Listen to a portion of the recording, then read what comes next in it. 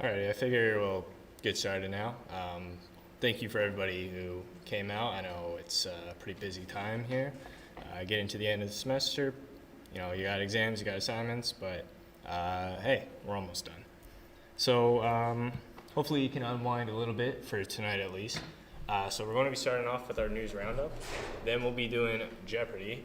In spite of John and Blake's best efforts, they couldn't teach me how to make an environment variable file, so we'll be using random.org instead of the usual Jeopardy bot. Hopefully that'll be back for next time. After that, after a short break, we'll be joined by our guest, Steven. He'll be talking about his experience after grad in digital forensics and incident response. So enjoy. You want to take it away? Oh, totally forgot. As we've mentioned, registration for the CTF, it's open, canvas event. Also, we recently opened up the Eventbrite for the in-person tickets. If you plan on attending the event in person, which, if you're going to ask me or anybody on the team, I would recommend going in person. Because ISSessions CTF, it's more than just a CTF, honestly. It's a full-on event. We got sponsor panels, we got sponsor workshops, we got speed interviews, all kinds of opportunities for you to network. And if you want to get the most out of your experience, definitely try coming in person if you can. So keep finding your teams, keep signing up. If you do want to come for both days, you got to get a ticket for both days. Don't come on Sunday with a Saturday ticket, please. It'll make my day a lot worse. But with that, okay, now we're ready for the news. Nara, take it away. Hey everyone. So this first news story comes from Australia, and it's about an insurance company called Medibank that was breached in October. This data breach affected 9.7 million current and former customers and some of Medibank's authorized representatives. And the reason why this story is back in the news is because the hackers responsible for the breach have claimed to dump the data on the dark web in batches of zip files after Medibank refused to pay their ransom. The company analyzed this data, and in a statement last Thursday, Medibank said that there was no indication that financial or banking details had been compromised, and the stolen data alone was insufficient to facilitate identity or financial fraud. This case has gotten the attention of some of Australia's government, including Attorney General Mark Dreyfus, who stated that he would be working on a complete revision of Australia's Privacy Act next year. And just last month, the Australian government passed new legislation to increase the maximum financial penalties for companies for serious or repeated data breaches. So companies could be fined one of these three, whichever one is larger. So it's either 50 million Australian dollars, which was an increase from 2.22 million, or 3 times the value of any benefit gained through the leaked data misuse, or 30% of the company's adjusted turnover in the relevant period. This next news article is about cybercriminals who are capitalizing on the FIFA World Cup. So as the World Cup continues in Qatar, researchers observed an increase in scams targeting fans, which was to be expected. Scams aim to gather personal information or steal money from people buying merchandise or tickets online, or those looking for on-site work. So researchers from the cybersecurity firm Group IB uncovered the following. 90 potentially compromised Haya accounts. This is the system used for World Cup attendees to enter Qatar and to arrange for services such as transportation. They also found fake merchandise and ticket websites which were designed to steal banking credentials. Roughly 40 fake apps on Google Play advertising tickets, and at least 5 websites hosting fake job applications. Group IB shared its findings with Interpol and the Qatar Computer Emergency Response Team. And World Cup online scams have been around since last year, actually. Kaspersky researchers reported around 11,000 scam emails promising prizes or gifts back in November of 2021. I'll pass it on to Tommy.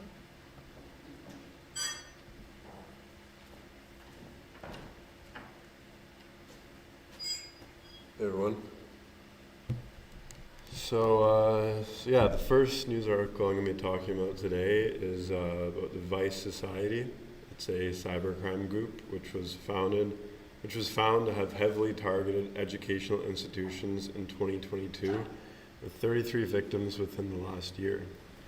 And the group was deemed one of the most impactful ransomware gangs of 2022. And so they've only been active since May 2021. But Vice stands apart from other ransomware crews in that it does not use a ransomware variant of its own, rather relying on pre-existing ransomware binaries such as Hello Kitty and Zeppelin that are sold in underground forums. I think in other news presentations have talked about Zeppelin and other ransomware variants. And the group has been observed obtaining initial network access through compromised credentials by leveraging internet-facing applications in addition to abusing known security flaws to escalate privileges. It is no surprise that Vice Society targets educational institutions, as school districts often have limited cybersecurity capabilities and constrained resources.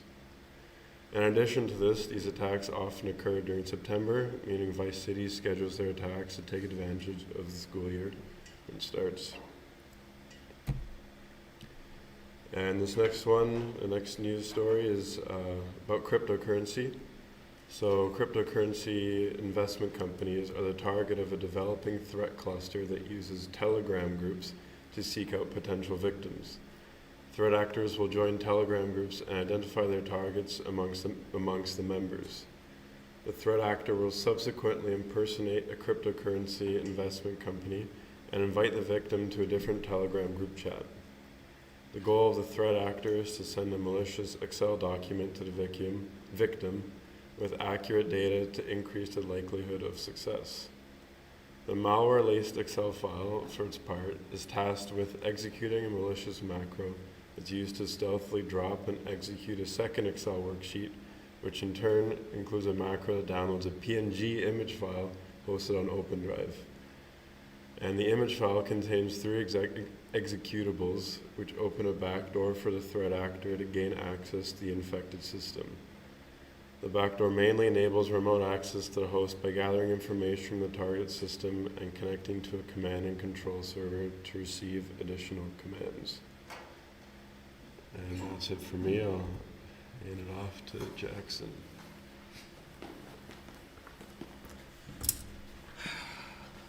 Okay, hello everyone. So, as you can probably see from the screen, Singh found these news stories, but unfortunately he's unable to make it, so I'm covering them. So the Canadian Office of Human Rights, Amnesty International, was attacked in October. So they were targeted due to their human rights advocacy work around the globe and they are aware of state-sponsored disruptions and surveillance. Tools and techniques associated with the specific advanced versus groups. So basically, based on the nature of the target information, observe. Sorry, my bad.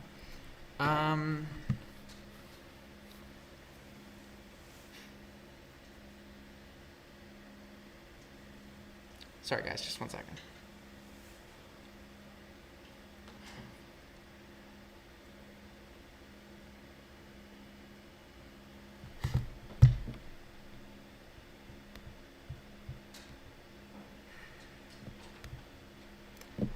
So basically, sorry, I think I got a bit mixed up with the notes here. Just the way they were written.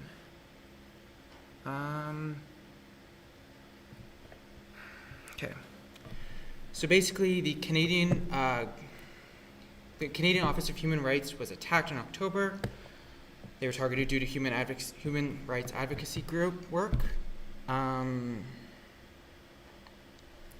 They spotted suspicious activity in October and made a statement on Monday. So they took immediate action to protect their systems and investigate the source of the attack. So basically they've said that they're very aware that they are a target for state-sponsored attacks because of the nature of their work. A lot of people don't approve of it, and then they want to take them down. But they believe that they should talk about these attacks so they can basically bring nature to that they are attacked, and that it's kind of shows how important their work is, that some people are trying to get rid of it. So the preliminary breach was, sorry, I can't talk today. The preliminary results of the investigation indicated that the breach was perpetrated using tools and technologies associated with the specific with specific advanced persistent threat groups. Forensic experts with the international firm SecureWorks later established that a threat group sponsored or tasked by the Chinese state was probably behind the attack. So they believe China was behind this attack, basically. Yeah, so they at least said that they were able to protect themselves, but the Chinese threat actors have also been accused of attacking a lot of other US, UK, and Canadian companies or organizations. And they basically made this announcement to warn other human rights campaigns, because if it could happen to them, it could kind of happen to anyone. Okay, so the next news story is about ChatGPT, which is a tool by OpenAI. You guys have probably heard of OpenAI. You can talk to it, and it makes code for you. It has not only been found to write college essays, cover letters, and a passable Seinfeld scene, but is able to write scripts for exploits within seconds when instructed. It recognized a buffer overflow vulnerability and wrote the exploit, only initially failing due to a minor input error, the number of characters. But it solved it perfectly the second time. What was actually kind of interesting was the person who did this was a teacher, and they used a simple buffer overflow example that you might find in a class that he would teach students with. So currently, its coding ability is likened to people who don't know how to code but can copy paste from Stack Overflow. So I guess that tells you a bit, but I'd assume it's getting better every day. So as the large language modules or models, or LLM, grow more sophisticated, so will the ability to write malicious code more efficiently and dangerously. The AI is built from the vast information on the internet, like Stack Exchange and GitHub forums, as well as published books. Currently, the AI warns when it detects an exploit being requested, but loopholes exist, like asking it to develop the malicious code in pieces and compiling them together. So for the buffer overflow, you might ask them to make a payload in pieces and then a different way to execute it or something like that. There's something I was going to say. I feel like this is kind of interesting because it takes like the idea of like a script kiddie to the whole new level. So now someone doesn't even know how to doesn't even need to know to look for code. They can just, once this gets more advanced and people figure out how to get around its malicious filters, they can kind of just go on and be like, hey, make me a script. I want to attack someone. And then they can do it. So you don't even need to like copy it off the internet anymore. You can just get a robot to make it for you. Okay, so that's all the news for tonight. Oh, yeah. So now we're going to be doing our Jeopardy session, or Jeopardy night, which might be a little different from how we normally do it, just because the bot has had some unfortunate technical difficulties. And so today Mason's going to be helping us out. So how we're going to do this is we are going to use stream questions like we normally do. And basically, when I show you the question, you're going to type the word buzz. And then I'm going to cut it off at some point. And once that happens, Mason is going to generate some random numbers. So depending on when you buzzed, it's when you're going to answer. Does that make sense to everyone? Hope so. It's not that hard. So like we normally do, I get to choose the first question. So let's start with, we'll do miscellaneous for 200. So what sport was played yearly on Boxing Day that is now illegal? So in the past, think old-timey. What might you do? So just type buzz, like a bee. Okay, we got one.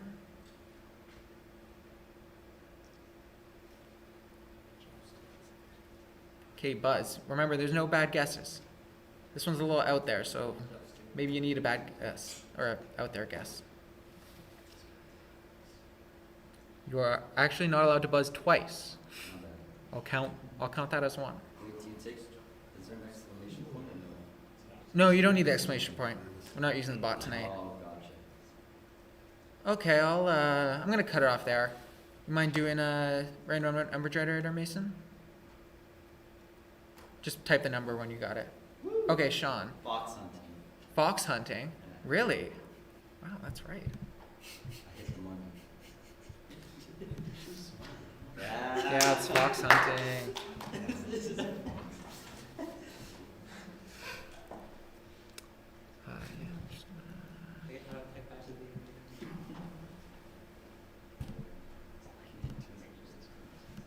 okay, Sean, what question do you want to answer next? Let's do coding for 500. Coding for 500. Let's try it out. So when running this code, what is the output of morning and afternoon? And try to type out your answer when called, or you can just say it basically. So let's buzz when you're ready. You might need a second to look through the code. I get it.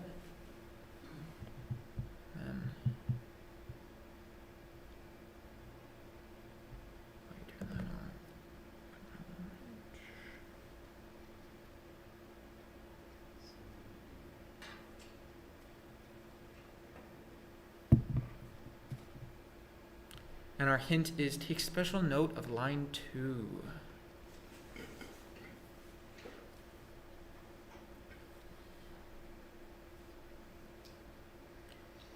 Oh, we don't see Jeopardy in the live stream. Sorry about that, Nils. We will get that fixed in just a second. I don't know. I know what happened. I never switched the window. Did I mess up? No, it was me. Oh, I mean, it was nobody. it's okay. Let us know if you can see it now. You should be able to, hopefully. Looks good to me. Okay. Beautiful. And yeah, just anyone buzz in when you have an idea.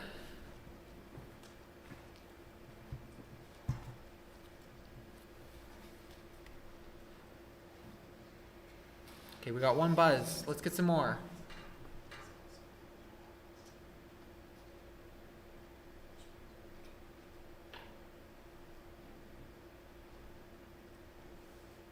Looks like that might be our only buzz.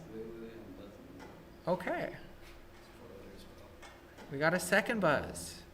Do we got a third? Do we got a third? Going once, going twice. Do we got a third? Okay. So I guess it's basically a coin flip then. Mason, you want to let us know who got it? Okay, Connor got it. Nice.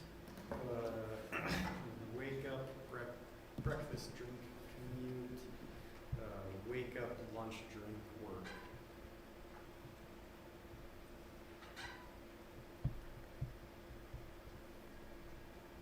Can you say that one more time? Sorry. Uh, It's not letting me see Yeah. where I have it written. Wake up, breakfast, drink, commute, wake up, lunch, drink, work. Okay, this is being annoying. I have it in a spreadsheet, but it's only showing me the tiny box, so I can only see 2 of them. So we're just going to check the answer. So wake up, lunch, drink, commute, wake up, lunch, drink, work. I think you got that right. Yeah. I think I did. Yeah, yeah. That sounds right. Sure. Okay. Connor for 500. Hey. Okay, Connor. What question would you like to be asked now? Exploits 500. No, exploits 100. We're Okay. going easy. Yeah, because you don't know anything about exploits.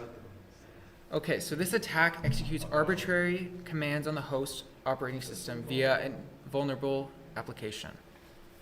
So buzz if you got it. We got one buzz. Anyone else? Anyone else? You're not actually. No.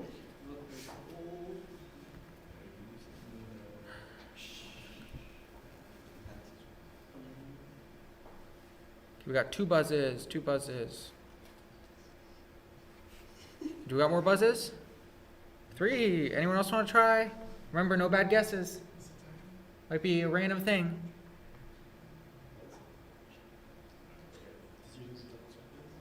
Okay, I guess we'll do it for that. Okay, Mason, what is that? Sean, okay. Command injection. That is command injection. Wow. Nice.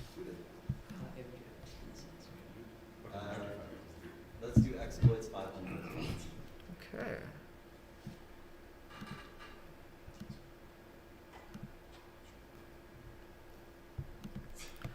Okay, what kind of attack would secretly use a victim's computer to generate cryptocurrency?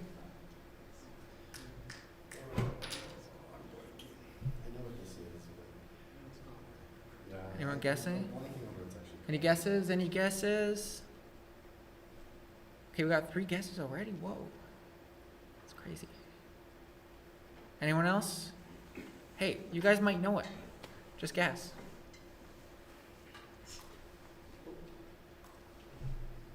Okay, I was about to say I'm gonna assume that meant Buzz. Okay. Okay, I guess we'll leave it for then. Okay, Mason.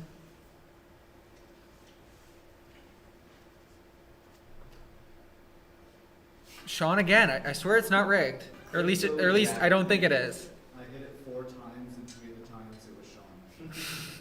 Crypto jacking. Crypto jacking. That is correct. I know. It's almost like you're working on a CTF. Let's do hacker history 500. One second.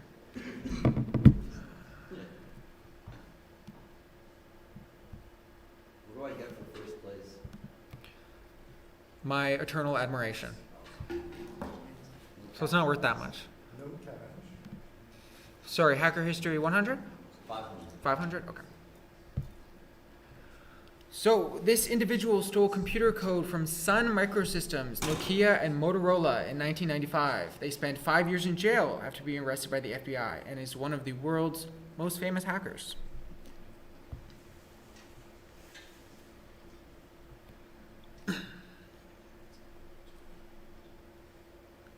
I'm going to say you've probably heard of them. Maybe you are forgetting them though. Who knows?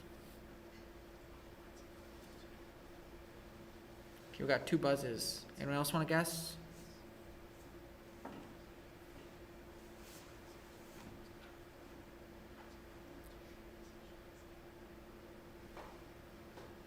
Okay, 3.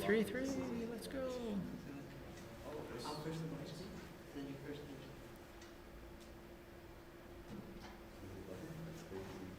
We got any other guesses? Anyone else? Okay, I'm guessing that's all for now. Okay, Mason, let us know. Okay, Chris. Whoa, it's not Sean. Crazy. Okay, Chris, you can type it out, or yeah, you can type it out, I guess.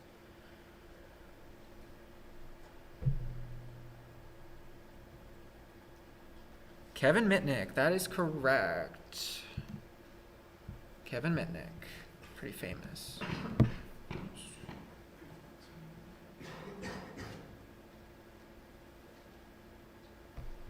Good job. And which question would you like next? Networking for 100. Okay, give me 1 second.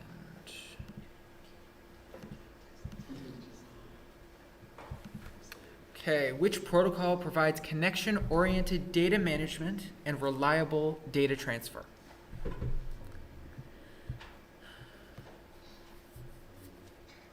If you paid attention to your networking classes, you're probably going to know this.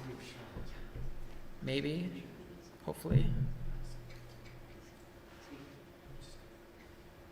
Anyone have any guesses? We got a lot of guesses for this one. I guess people have been paying attention in networking class.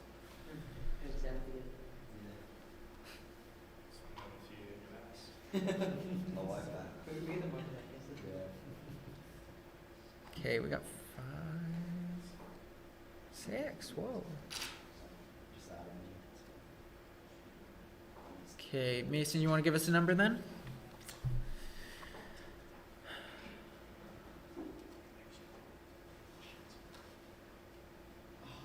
Okay, Jack. Whoa.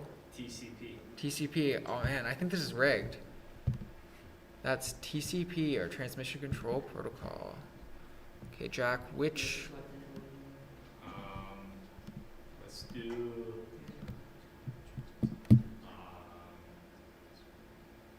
Let's do exploits 200. Okay. In what type of attack would the attacker insert a malicious script into an otherwise trusted website? Hint, if you listen to our last segment, you might know something about this.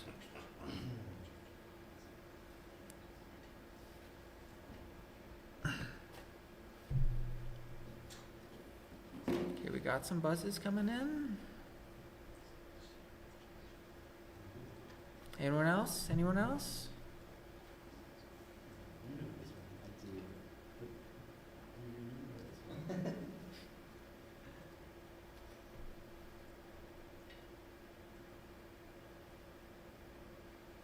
Okay, I think that's it for now. Okay, Mason, who got it? Okay, Chris. Cross-site scripting, you already had it ready. Nice. And that is correct, or XSS.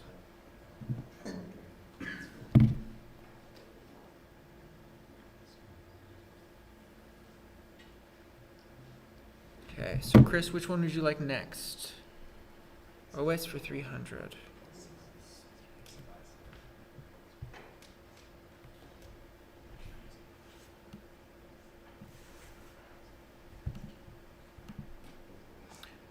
That's OS for 300, okay.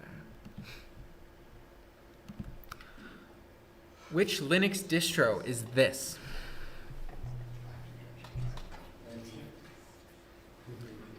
Any guesses? Anyone know their Linuxes? Linux I, Linux O. Anyone a Linux fan? Apparently we have 5 people who are Linux fans. Wow. Okay, anyone else? Last chance, last chance. Okay, Mason, who gets the answer?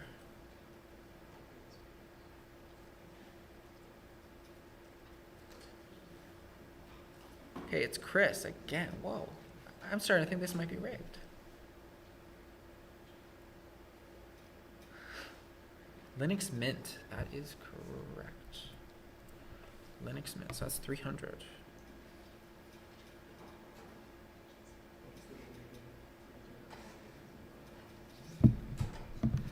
Okay, and Chris, which one would you like next?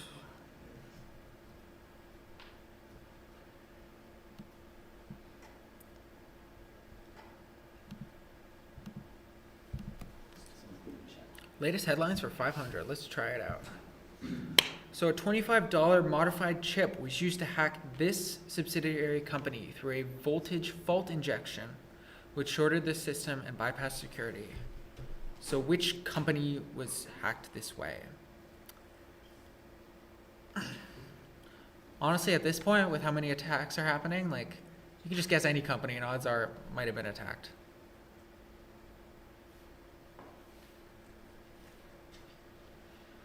Okay. Anyone else want to guess?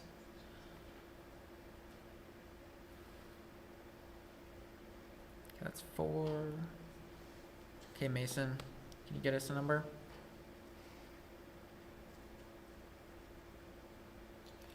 Gabe, okay. What do you think, Gabe? SpaceX.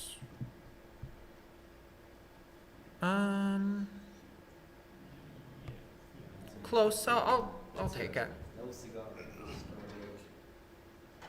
Yeah, I'll take it. It's close enough.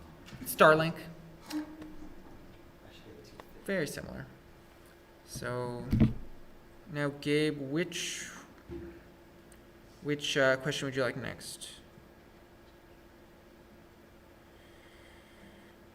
Oh, I gotta go back here. OS for 200. Nice.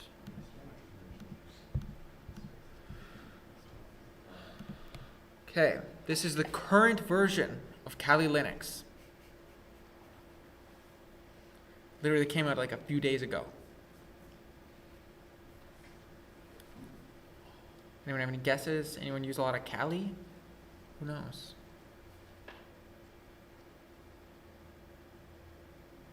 Guess we don't have a lot of Cali people here. Surprises me.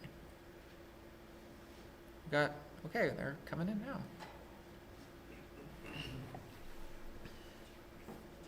Okay, I'll say going once, going twice. Okay, sold. Okay, Mason. Who is that?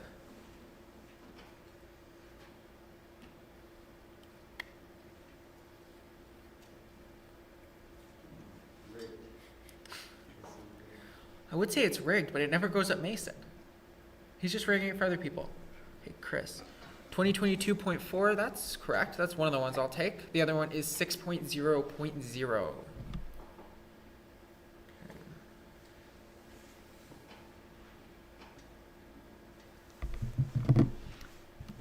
Okay. Okay, Chris, which one would you like to do?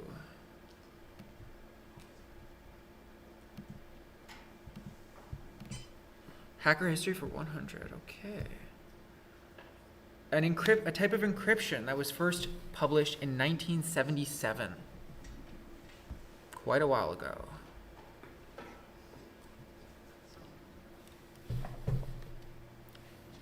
You might have talked about it in some classes.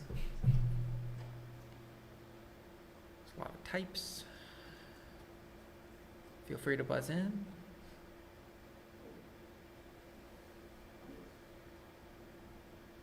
Okay, we got 2 buzzes. 3 buzzes.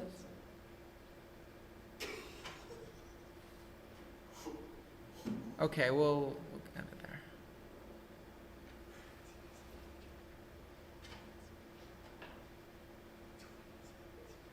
So Jack, okay, what is it? RSA. That is RSA. Apparently Jack is really good at the 100-point questions. Okay.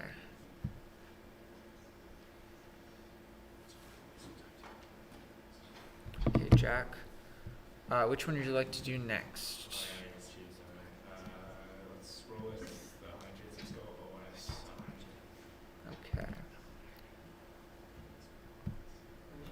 So the kernel for operating this family of operating systems was developed by Linus Torvalds. With a name like Linus, what kind of operating system do you think he made? He invented Windows.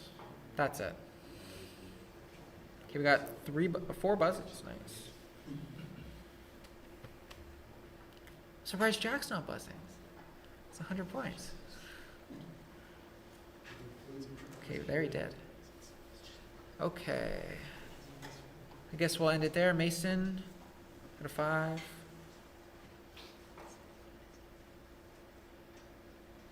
Okay, Nils, what do you think it is?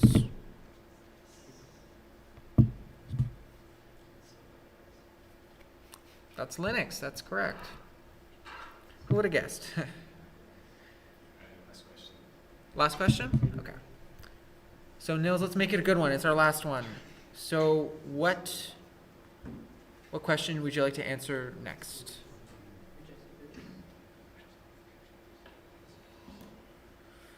Coding for 300, nice. So this function returns true if all elements of the iterable are true. Any big coders here? Anyone know anything about coding? Okay, we got 1 buzz by Mason. Anyone else have any ideas? Can guess at all? Okay, going once, going twice. Sold to Mason, I guess. Oh, we got a second, right as I said it. Okay. Okay, Mason, coin flip.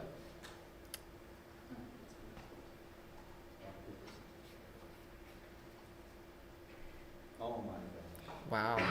Man, it's rigged. Okay, which one do you think it is? That is correct. It is all. Nice. So I will read out the final points.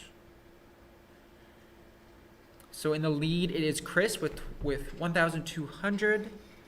Then it is Sean with 700, Connor with 600, Gabe with 500, and Mason with 300. Good job, everybody.